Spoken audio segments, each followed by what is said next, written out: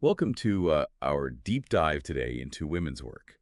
It's a really compelling memoir by Megan K. Stack, and it explores, I think, the very intricate world of domestic work and motherhood and global inequality. And, the excerpts you shared with me before the show really showcase, I think, Stack's unique perspective as a journalist and a feminist who's raising her children abroad. And this journey kind of forces her to rely on the labor of other women. So to unpack all these experiences and the different viewpoints, we have the amazing expert speaker here. I think Stack's book really delves into this reality that I think so many families depend on this domestic help. And, for her, she struggles with it. She's trying to figure out how to balance that with her feminist ideals. How does that work with her own personal choices? I think it's fascinating how she, despite coming from this family that is steeped in feminist values, she admits at times to feeling like a 1950s housewife. And I think it just speaks to the societal pressures that women still face today, especially when they're trying to balance a demanding career and motherhood at the same time. Right. And it's that constant tension between trying to have it all, but also the limitations of time and the fact that society still expects women to be the primary caregivers. And Stack is really, I think it's great that she's so vulnerable in this book. She highlights this conflict that I think so many working mothers are also dealing with. Absolutely. Now let's move on to her relationship with Xiao Li. Xiao Li is her domestic worker in Beijing. And I think Xiao Li's quiet efficiency and acceptance of some pretty difficult conditions like napping on the kitchen counter really paints this stark picture of the power dynamics that are at play in these types of arrangements. It is, I mean, that image is so striking to me. It just highlights how imbalanced these relationships often are. The employer is looking for convenience, and sometimes that overshadows the employee's even just basic comfort. And it all ties into the societal trend that we see, which is really to erase how important domestic labor is. Right. And Stack actually admits to feeling embarrassed initially by Xiao Li's presence in family photos, as if acknowledging that she had a domestic worker somehow took away from her own role as a mother. It's such a great example of how we just downplay domestic work. As a society, we downplay it. If we don't acknowledge it, then we can kind of just ignore this really important role that it plays in supporting families and just lives in general. And it brings up the question, why, if we want equality, do we still undervalue this type of work that is mostly done by women, often from marginalized communities? That's such a good point. Then there's this incident where Stack thinks that Xiao Li stole money from her, and it sparks this huge fight with her husband. And I think this incident really exposes just a lack of understanding on her part about the finances in her own household. And we see this glimpse of this distrust that I think can really permeate these relationships. Stack is caught between financial anxiety, cultural differences, her own privilege, and I think she embodies the struggle that a lot of employers probably face but keep to themselves. Okay, so now we see Stack's journey shift as she relocates to Delhi. And she's now with Mary and Pooja, two more domestic workers. And I think Mary's steadfast resilience and Pooja's kind of vibrant, sometimes tumultuous personality offer a contrasting look at the lives of these women who are navigating migrant work. Mary is just this symbol of quiet strength that so many migrant workers have, especially the ones who are separated from their own children. It's just a profound sacrifice that so many people make, and especially these women, to support their families. And I think, you realize they endure unimaginable hardships. And Pooja, on the other hand, she challenges all these preconceived notions that Stack has about domestic workers. She's this evolving person with her own desires, her own aspirations. She has a complicated personal life. She's not just an employee. And it's a great reminder that domestic workers aren't all the same. Each person brings their own baggage, personality struggles to these roles, and often we forget that. Absolutely. And speaking of complexities, I think the backdrop of Delhi adds a whole other layer to Stack's story. She starts observing expats navigating surrogacy, and it just brings up all these ethical pressures about commodifying women's bodies. Surrogacy, it's so multifaceted, and I think Stack's observations really encourage us to consider these ethical implications.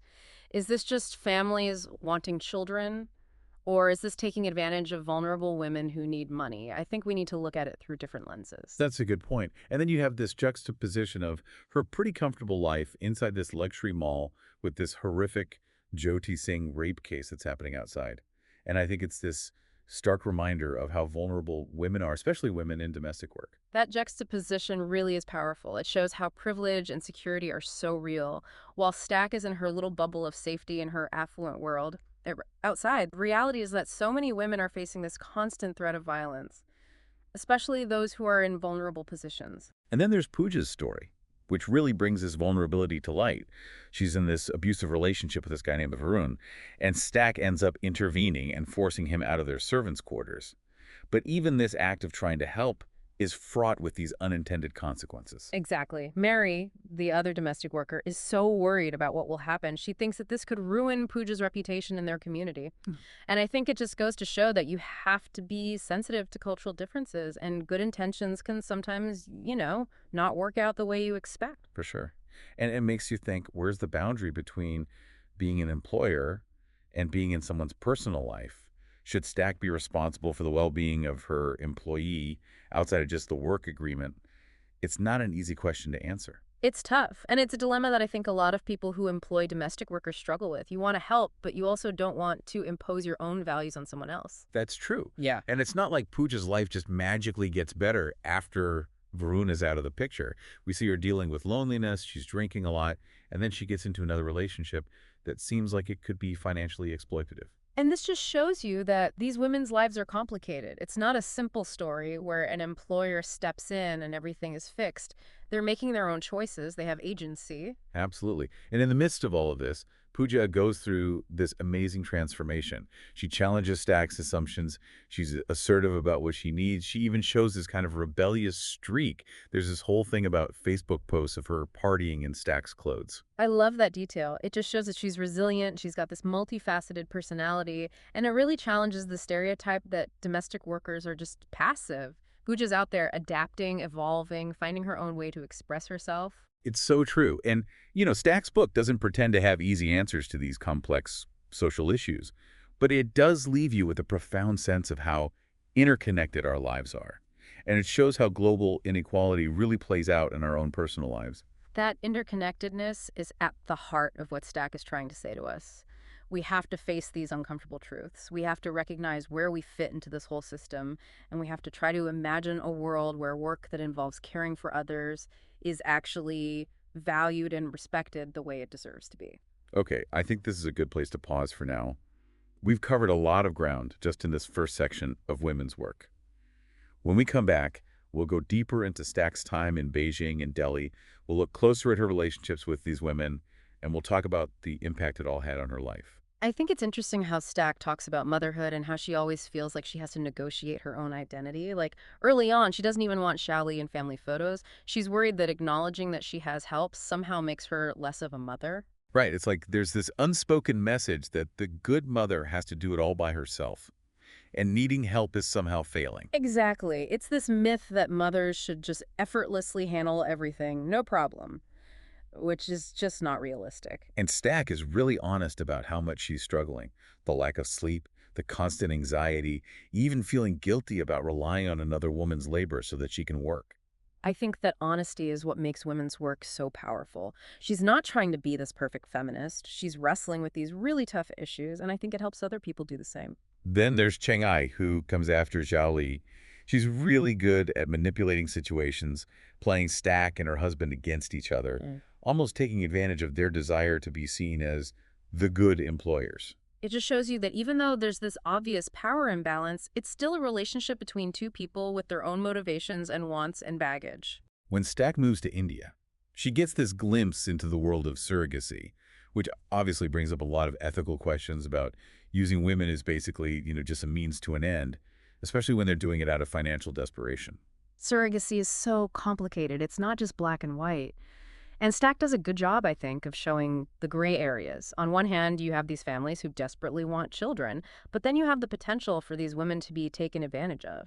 And she even compares it to things like the adult entertainment industry. It's almost like women's bodies are always seen as something to be consumed, whether it's for having babies or for, sex. It's a really interesting comparison.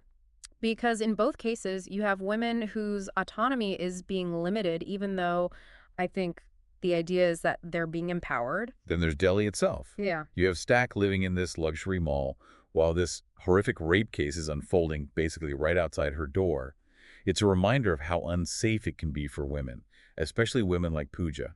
And it goes back to privilege. Stack has this bubble of safety because of her wealth. But outside that bubble, it's a whole different story. And then you have Pooja's situation with this guy, Varun, who is clearly abusive. Stack intervenes, kicks him out. But even that creates a whole other set of problems. Mary, the other domestic worker, freaks out. She's worried that Pooja's reputation will be ruined. It shows how carefully you have to tread when you're dealing with different cultures. It makes you wonder, where do you draw the line as an employer? Are you responsible for what happens to your employee when they're not working? It's hard to say. I think a lot of people would like to help, but you also don't want to impose your own values on someone else's life. And even after Varun is gone, things don't get magically better for Pooja. She's lonely, she starts drinking, then she ends up in another relationship that seems pretty shady. It's a reminder that these women have their own lives, their own struggles. It's not a simple fairy tale ending where the employer swoops in and everything is fixed. Yeah. And yet, through it all, Pooja changes. She challenges Stack. She's not afraid to say what she needs. She even gets a little rebellious, posting pictures on Facebook of herself partying in Stack's clothes. I love that. She's not this passive victim. She's strong, she's adapting, and she finds her own way to express herself. I think one of the things Stack does so well is that she doesn't pretend to have the answers, but she does force you to see how all of our lives are connected. And she makes global inequality feel very, very personal. And that's exactly the point. We can't ignore these uncomfortable realities. We all have a part to play in this, and maybe if we start seeing how our own lives are connected to other people's lives, maybe we can start to create a world where caregiving is actually valued. It's really interesting how Stack describes seeing Xiao Li again after all this time. She goes to this apartment expecting it to be, pretty basic, but it's this luxury high-rise. There's even a piano and a live-in maid. It totally flips her expectations, right? It makes her question everything she thought she knew about Xiao Li's life and what she thought was possible for a domestic worker. At first, she's happy for her. She thinks Xiao Li has found this great situation. But as they talk, you realize it's not that simple. We find out that Xiao Li is basically trapped in this gilded cage. She's working all the time, catering to this family's every whim, and she doesn't have much freedom at all. I think the saddest part is that she's still separated from her daughter. The daughter is still living with the grandparents out in the countryside. It really shows that even when someone moves up in the world, it doesn't mean they're happy or that their family is together. Xiao Li might have more money now, but she's paid a big price for it. And it also shows how this hukou system in China still has such a huge impact. It keeps people from moving around freely. And it means that a lot of people who do essential work, like childcare or domestic labor, don't have access to basic services. Right. It's like even in a country that's developing so quickly, the benefits aren't shared equally. Xiao Li talks about working for this family, and she says it's like being a robot. She's just expected to anticipate their every need all the time. It's dehumanizing. She's not a person anymore, just a set of tasks that need to be completed. It's kind of ironic because Stack used to be the one interviewing people, getting their stories. Yeah. And now she's the one being observed and analyzed. That role reversal is really important. It makes her see that she's part of the system that often silences domestic workers. She even admits to being a little jealous of Xiao Li's employer, this woman who seems to have it all. A great job, a beautiful home, a seemingly perfect life. I think a lot of women feel that way. We compare ourselves to others and we think, why can't I have that? But then she realizes that it's not so simple. That striving for this idea of having it all can actually come with a lot of sacrifices. Because we learn that Xiao Li's employer, even though she seems so successful, she's also dealing with loneliness and pressure. It shows that money and status don't necessarily equal happiness. And in a way, it shows that there are some things that all women struggle with, no matter their background. The pressure to be perfect, to do everything right, to never show weakness. So Stack leaves Xiao Li's apartment, and she's sad, but she also seems to have this newfound determination. I think she realizes that this isn't just about understanding other women's lives, it's also about understanding her own privilege and her responsibility to do something to change the system. That's a really powerful message. And I think it's especially relevant for our listeners. Stack is showing us that the choices we make in our personal lives have an impact on the world, and even small actions can make a difference.